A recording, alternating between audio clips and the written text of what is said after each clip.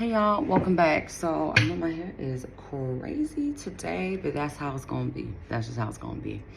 I just wanted to give y'all a quick update. I know the past month I have been live streaming. That's because I have been at some meditation retreats, which is where I couldn't, really meditate. But basically, I wanted to talk to y'all today about the power of meditation and specifically kind of some of the misconceptions around what meditation is, and how do I want to put this? Like the real and true benefits of meditation. Because I think a lot of people, they think that meditation is just to balance your emotions and calm your ego. But really, it's a little bit, well, not a little bit, it's a lot deeper than that.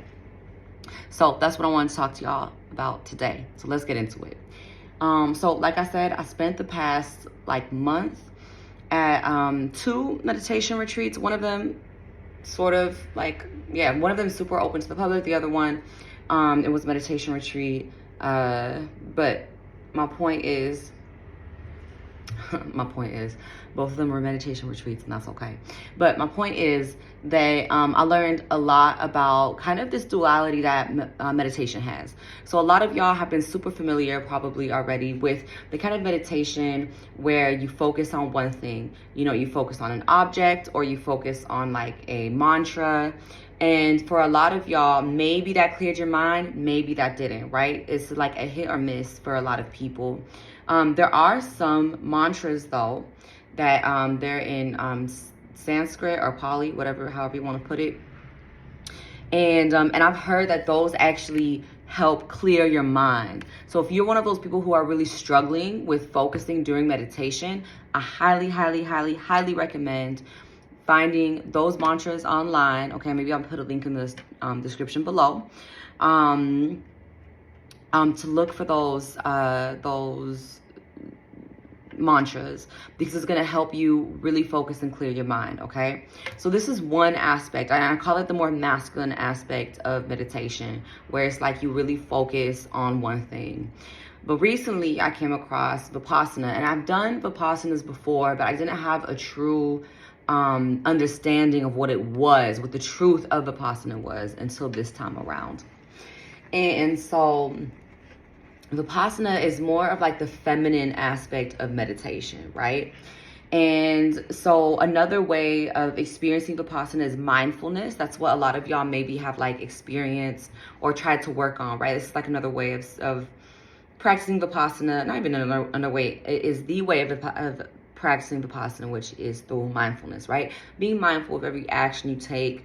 And when I was first introduced to mindfulness, right, it was one of those things that was trending, and it was oh, I'm going to take a course on mindfulness, and I'm going to read this book on mindfulness, and I'm just going to be mindful. It's throughout my whole life. And it's okay, cool. I don't know, whenever I first heard about mindfulness, I was just definitely giving that face, because it was just more of a trendy thing that people were doing. And I was I don't really understand this. So peace. That's what I said to that 10 years ago when I was first introduced to it. And so when it comes to mindfulness, or when it comes to Vipassana is about kind of finding the truth and the depth of mindfulness.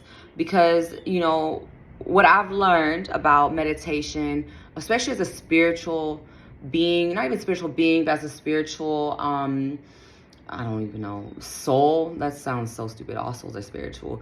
But as somebody who is very in it to win it when it comes to the spiritual atmosphere, the spiritual plane, the spiritual reality, I'm very deep. I'm very in it. Tapped in. That's what I always say. You either tapped in or you're not tapped in. I'm very tapped in. And so I'm speaking to a lot of my people who are listening who are also super tapped in, okay?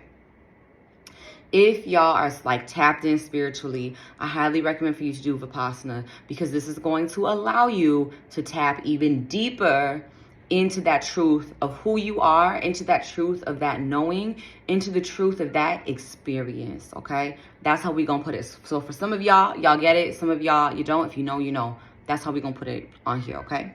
So when it comes to, Vipassana, the biggest thing that I learned is mindfulness. Focusing on the breath and focusing on your awareness that you are not your body or your mind, okay? And really understanding the depth of this. And so with Vipassana, you focus on your breath, and the point isn't necessarily to clear your mind, right? The point is just to sit and just refocus your breath on, or focus your, it's not even your mind. It's more like you want to embody your body. That's how we gonna put it. You want to embody your body. So it's like, well, what do I mean by that? Because it's like, I have my body, I feel my body right now. But it's really like tapping into the truth of that feeling. Like, do you really feel your organs functioning in this moment? Like, really take a moment.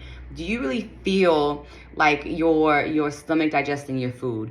Do you really feel your intestines pushing the food down, processing the food? Do you really feel the nutrients being sent from the food to the rest of your body? Okay. A lot of y'all are going to say no, right? Because it's like we're so used to experiencing this life very passively. I eat my food. Ooh, it tastes delicious, good, and I'm good to go. Now I'm going to go to work. I'm going to go focus on my computer. We don't take we don't take the time to really sit in our bodies and be our bodies, right? Be the experience that we came here to experience, right? We're so caught up in the matrix. We're so caught up in, going. And what I love about Vipassana is that it really forces you to pause. It forces you to understand what I mean when I say pause, okay? It forces you to really embody your body, like I said. And it's not about and it's not in a sense that you become attached to your body, but it's like through the embodiment of really being the truth of the experience. And I know I'm talking up here. If you're not following, it's okay. This isn't for your thinking brain. This is for your soul. This is for your knowing brain. This is for your knowing entity. So if I'm talking up here, it's okay. Turn off your thoughts. Turn off the, I don't understand, and just listen, okay? So, but it's really important to have this understanding of really, like I said, embodying your body, being with your body. Like I said, like, do you feel the nutrients from your food going to your cells? A lot of y'all are gonna say, no, I don't feel it. And so when we take a moment to pause, even if it's just for one moment in the middle of the day, we want to kind of tap back into that, right? And so the easiest way to start this process of really tapping into your knowing is through focusing on not your breath. In my opinion, and this is in my opinion, I think it's a little bit deeper than that. It's not just focusing on your breath. It's becoming your lungs. It's like becoming the mechanism that is allowing you to experience the breath. So you're really focusing on that part of you, but you're not attaching to it, okay? So you're becoming the experiencer instead of the ego. Does that make sense, right? So you're not like the ego. If you're coming at it from the perspective of your ego, you're trying to control your breath. You're like, okay, I have to breathe slowly. I have to breathe, take a long breath in, take a long breath out. We're not trying to do that, right? We're simply observing how our lungs naturally function, right? Because the whole point of, Vipassana, people talk about, when you meditate, the point is to come back to a beginner's mindset. But what I've learned is that it's so much deeper. It's so much deeper than this. It's so much deeper than this. It's not just a beginner's mind, right? And when people talk about beginner's mind, they mean like the point where you were like a baby and you had no thoughts, you had no language, you had no, how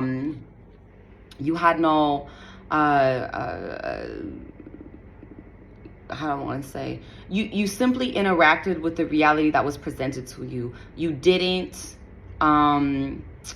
try to control it, right? Because you're a baby. You don't know, you see a table. You don't know what's called a table, right? So you just simply perceive it and interact with it. This is kind of like the beginner's mind. But it's so much deeper than that. You really, at some point, that's like the first level. And maybe actually I'll save the second level for next week. Yeah, we're going to save it for next week, actually, because I want y'all to first have that understanding. So on the surface, you get back to the beginner's minds, okay? And so, Vipassana helps you with this because it helps you have this deeper understanding of what it means to truly, simply experience, instead of using your thoughts, instead of using your feelings to manipulate your reality so that you have a very specific experience, right? Does that make sense? So it's like when you do Vipassana, you go to a Vipassana meditation retreat, it's really forcing you to become aware of just experiencing, right? We're here in these human bodies to experience. We're all little pieces of God to experience, period. That's it. There's no I don't want to say like there's no specific experience to be had. Everybody's experience is valued. Everybody's experience is of equal value. It's not even, it's everybody's experience is of equal value, whether or not you spend your life in a forest and you never meet a single person, or you're like, I don't know, a world leader, and we'll put that in quotes, world leader. I think because in my opinion, anybody can become a world leader if you really want to. But anyway, like there's nothing special about it. We won't go there today. But they have equal value. It's the experience is of equal value. And so my point is that, we spend so much of our lives trying to control the experience because we want to have an experience that's valuable, right? We really attach, the ego really attaches to this perceived value of what it means to be human, what it means to have a human experience, or what it means to have the best human experience, right? But what I really learned or the wisdom I gained through Vipassana, and not just through the meditation, but through the teachers that I learned from, the many teachers, and it's that we have to stop trying to control what it means to have a valuable experience. Does that make sense? So a lot of y'all are in this race of like manifesting and trying to live your best life, which is fine. It's okay. But what I'm saying is that try to do it in a way where you're not controlling every single aspect of your life.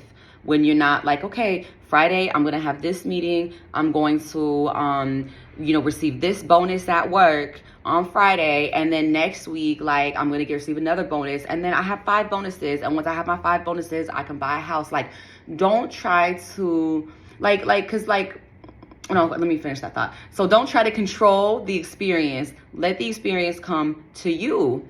And the only way that you can really fully understand this and experience this is really through tapping in to you and consistently meditating. Notice I said consistently, not for an hour, 5 minutes a day.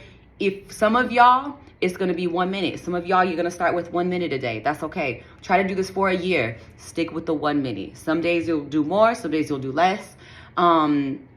Stick with the 1 minute. I know some people are like, 1 minute is nothing. I'm like, I don't care. I don't care if it's nothing to you. But to some people who are really having like thoughts just run around in their mind, 1 minute is a lot. So if you are one of those people who needs to start with 1 minute, start with 1 minute. Be consistent. The key is consistency. Do it for every day for a year. Put an alarm on your phone, making sure that you stick with that consistency. If you need to make multiple alarms, do multiple alarms. But consistent meditation is going to allow you to have that practice of stilling your mind. Once your mind is still, then all of your the true heart's desires, right? You're going to really tap into the truth of what you truly desire, what you really came here to experience. It'll come to you. You don't have to go out. You don't have to try to like learn how to, you don't have to learn how to be like a really good salesperson, how do I put this? Like if one of your goals is to, let's say you work at a car dealership, and one of your goals, I want to sell like 3 cars this month. Once you meditate, the techniques and the alignment to receive that commission from the 3 cars that you'll sell will come to you. I should put it like this: come to you. instead of you, okay, like I want to become a better salesperson, I'm going to do all this research, I'm going to look up videos, I'm going to sign up for this course. You don't have to do any of that. This is the magic. This is the magic of meditation. This is the magic of stilling your mind. Everything will come to you. Everything. So that's one of the biggest things that I learned this past month of doing meditation, intensive meditation. And I just really wanted to bring some of that truth to y'all today. I may come out with like a meditation course at some point. Just check out the website. You know, if y'all watching this in the future, there should be, well, actually, I'm sorry, there already is a meditation. Yes, it's on the wellness library. So you guys have to, I'll put the link in the description below. But yeah, like, and it's about committing to your wellness. It's about committing to meditation. It's not necessarily about, oh, here's a bunch of guided meditations. A lot of y'all have the resources for that. Y'all have the Calm app, whatever. So y'all can look that stuff up. I'm really here to help y'all be consistent. I'm here to help y'all commit to it so that you can have a more balanced lifestyle and you can manifest consistently instead of being like this. Because I know some of y'all watching this video too, with y'all's manifestation, you go up and then you come down, and then you go up and you come down, and it's like this is not healthy. And this is not sustainable. We want to have something where it's consistent, where it's like, oh, okay, let me just stay here. Let me do like little ups and downs. That's okay. You know, it's like you manifested $1.5 million, let's just say, and then you lost $2 million, right? I don't think you guys want those extremes, right? So instead, it's like, oh, I got $50,000. Oh, I lost 10,000. Oop, I gained 100,000. Oop, I lost 20. You know, so it's like you want it to be more consistent, and through that consistency, it'll slowly build over time and get higher and higher if that's something you desire. But I think it's just really important for y'all to have this understanding and for y'all to like really learn some of the stuff that I learned through my Vipasana experience. So that's it for this week. That's what I'm going to talk about this week. I love y'all so much. And I will see y'all soon. Okay? Peace.